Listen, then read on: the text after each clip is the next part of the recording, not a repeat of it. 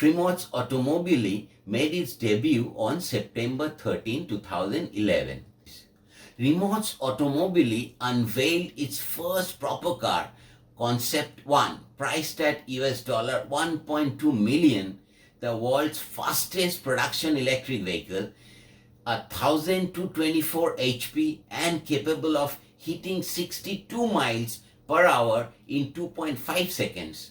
Rimac's second car, designed, engineered, and built in-house, is the Nevera, priced at $2.1 million each, 1914 HP and capable to reach 62 miles per hour in just 1.97 seconds. Not for nothing is Mate Rimac sometimes called Europe's Elon Musk.